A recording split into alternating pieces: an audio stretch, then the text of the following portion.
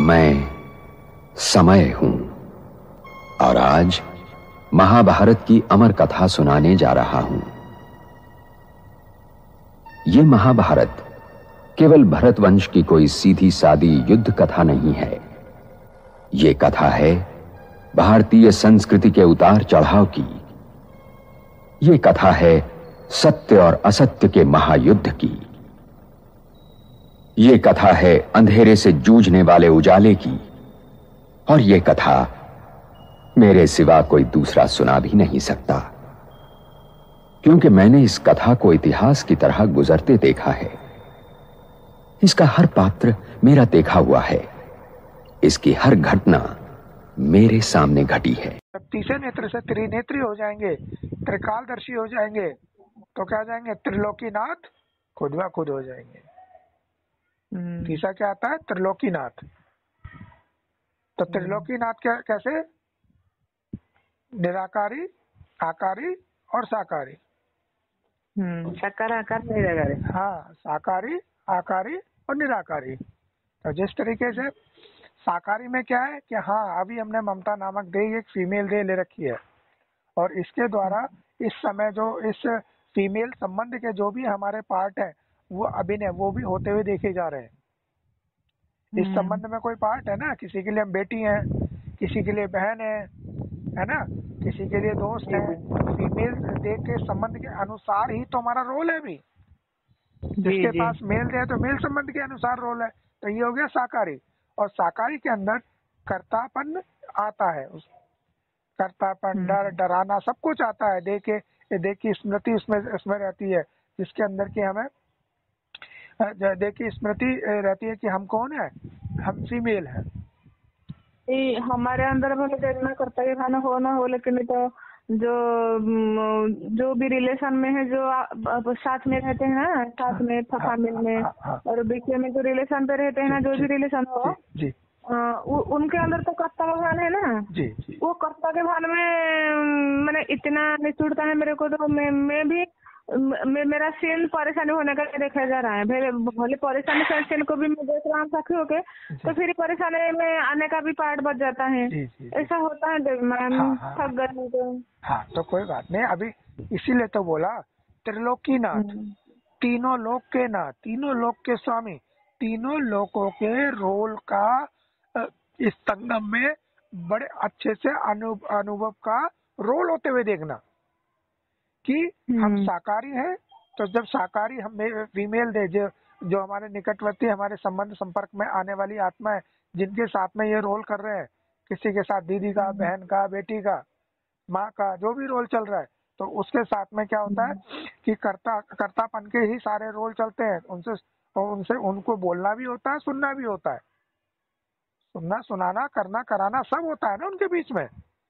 तो कोशिश करेंगे अकर्ता की, हमारा अकर्ता की हमारे अंदर की भान है, लेकिन वो लोग थोड़ी समझते हैं इस भान को। देखो उनको देखो, सिंपल सी बात है, क्योंकि वो समझना ना समझना उनका विनाशी पार्ट है। आपका समझना ना समझना वो आपका विनाशी पार्ट है। तो इसलिए वो क्या समझ रहे हैं, क्या नहीं समझ रहे हैं, वो आपको सोचना नहीं है, क्योंकि आप है असोचता। आप तो केवल उस समय क्या कर रहे हैं, अपना रोल प्ले कर रहे हैं। वो भी अपना, बस ये स्मृति रहे कि हम रोल कर रहे हैं। वो क्या समझ रहे, क्या नहीं समझ रहे, वो उस पे जाने का हमारा कोई सीन नहीं है, केवल फुल स्टॉप लगाना है। तो अब यहाँ पे क्या होगा कि अब हम क्या कर रहे हैं, ये हमने साकारी लोक का व्याख्यान दिया। उसके बाद आता है हमारा आकारी। तो आकारी स्टेज में क्या होता है, जब ये संगम युग आता है, तो इस संगम युग में, इस अमृत वेले में क्या होता है कि हम अपने उस आकारी हनुमान स्वरूप, अव्यक्त स्वरूप, जो हमारा एक ड्रामा का, जो हमारे रोल का एक आभा मंडल है, हम निराकार शक्ति के ऊपर उस स्वरूप की अभिव्यक्ति में होते हैं।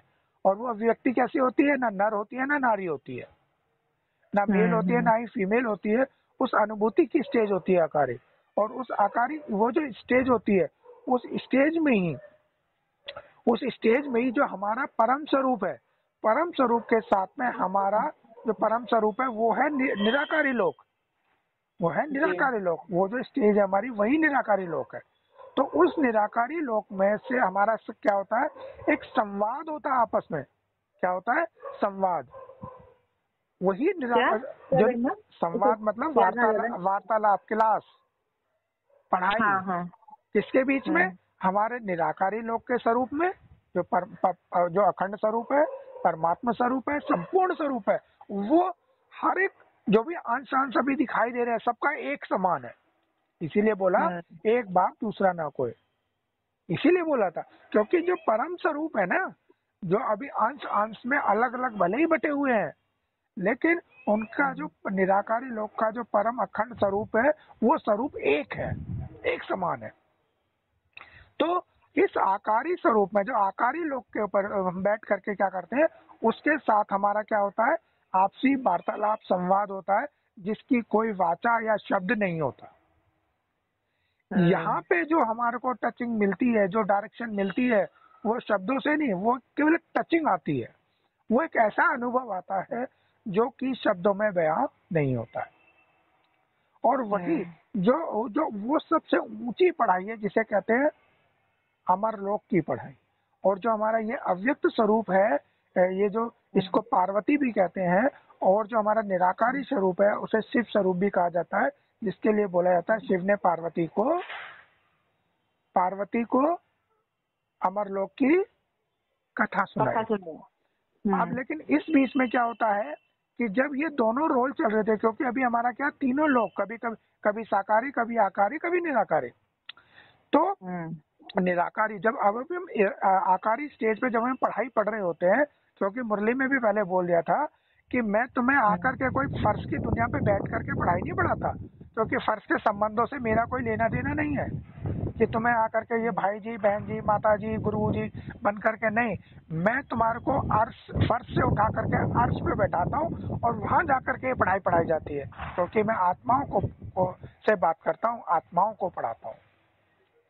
मैं किसी भाई जी, बहन जी, माता जी, बच्चे को नहीं पढ़ाता, कोई देख समझ। हाँ, बच्चे जरूर शब्द वहां आया है, बच्चे का मतलब मेरा ही एक अंश, टुकड़ा, उसको बच्चा वहां पे बच्चे शब्द में ले लिया गया है। तो मैंने बाप ही परमात्मा स्वरूप जब हमारा संपूर्ण स्वरूप है, तो हम बाप ही हम है, तो बच्चे ही हम है, त्रिकालदर्शी ही हम है। हर संबंध हमारा पार्ट की हमारे रोल की एक एक पार्ट है। जी जी जी। तो अब यहाँ पे क्या होता है, जिसके लिए बोल दिया गया था कि जब अमर कथा सुनाई थी अमर लोक की, तो उस बीच में क्या हो जाता है कि पार्वती सो जाती है। सो जाने का मतलब क्या है, क्योंकि ये बना बनाया ऐसा ड्रामा है, अगर वो सोए ना, अगर वो सोने का मतलब क्या है कि कभी कभी उसके रोल साकारी वाले ही मर्ज हो जाते हैं, क्योंकि साकारी वाले आकारी स्टेज में बैठे हैं, लेकिन अचानक कोई देखिए दुनिया का हमारा संबंध का रोल आ गया, एक्शन आ गया, तो क्या हो जाता है, वो निराकार से टचिंग अलग हो जाती है, फिर हम साकारी रोल में लग जाते हैं। तो साकारी रोल में लगने का मतलब उस समय सो जाना, पार्वती का सो जाना। और जब पार्वती सो गई, अब सो गई तो क्या हुआ, अमर कथा वो उसको पूरी नहीं मिली, क्योंकि ये मिलना भी ड्रामा की भावी है। अगर ये पूरी मिल जाए तो स्मृति का पाठ बजे ही नहीं, भक्ति मार्ग चले ही नहीं, ब्रह्मा की रात हो ही नहीं। अगर ये, इसीलिए ये बिल्कुल बना हुआ है कि वो सो जाती है, और जब सोने का जो पीरियड होता है उसी केस में ही क्या बन जाते हैं, वो ब्रह्मा की रात्रि के, भक्ति मार्ग के कहें, विस्मृति के, अविनाशी सीन्स का ड्रामा क्रिएट हो जाता है वो। तो अब क्या होगा, यहाँ पे हमने पढ़ी त्रिलोकीनाथ की कहानी कि अभी अभी साकारी, अभी अभी आकारी और अभी अभी निराकारी। तो तीनों लोग हो गए। अब तीनों को स्पष्टता कैसे समझेंगे, उसको दूसरे शब्दों में भी समझाया गया है, किसमें, महाभारत के अर्जुन के रथ से।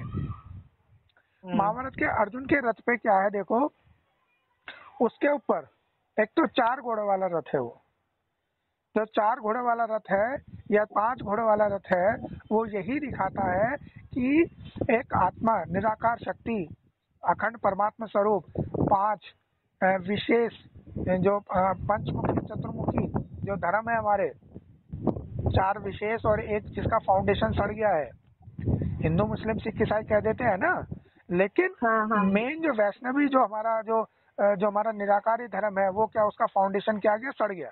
वास्तविकता में 5 होते हैं और इसीलिए उदरगामी मुख भी ब्रह्मा का बोल दिया गया है कि एक मुख ऐसा है उदरगामी है। तो अब क्या हुआ, ऊपर की तरफ है, बाकी 4 बाहर को बोलते हैं। तो अब क्या हुआ यहाँ पे कि इस 4 धर्मों का वहाँ पे घोड़े के रूप में दिखाया गया है, जो अपने अपने पार्ट के अनुसार रेस लगाते हैं, है ना। तो उसमें कौन रेस लगाती है, परमात्मा ही अपने अनेक स्वरूपों के द्वारा अनेक अनेक उसके अंदर अपनी वो रेस लगाता है, अपने अपने एक उसका अंश ही, अपने अंश के रूप में ही उसका दौड़ लग रही होती है, क्योंकि सारे रोल उसी के हैं। एक ओंकार सारे रोल मर्ज और इमर्ज के हैं। हाँ, मर्ज और इमर्ज के हैं, लेकिन साथ में एक परमात्मा स्वरूप के हैं, एक अखंड स्वरूप के हैं, क्योंकि एक ओंकार द्वितीय नास्ति, बीज एक है। लेकिन जब वो अपनी हस्ती का दमन करता है तो अनेकवाद में बढ़ता है। जब अनेकवाद में बढ़ता है तो अनेक रोल, अनेक अनेक एक्टर्स के रूप में सारे दिखाई देते हैं। मैं ही दुर्योधन हूं, मैं ही अर्जुन और मैं ही कुरुक्षेत्र। क्योंकि महाभारत बनते बिगड़ते रिश्तों और रिश्तों के आधार और जीवन सागर को मथकर जीवन के तत्व और सत्य का अमृत काढ़ने की कहानी भी है। और ये लड़ाई हर युग को अपने अपने कुरुक्षेत्र में लड़नी पड़ती है, क्योंकि हर युग के सत्य को वर्तमान असत्य से जूझना पड़ता है। और जब तक मैं हूं, ये महायुद्ध चलता रहेगा और मेरा कोई अंत नहीं, मैं अनंत हूं। इसीलिए यह आवश्यक है कि हर वर्तमान इस कहानी को सुने और गुने, ताकि वो भविष्य के लिए तैयार हो सके।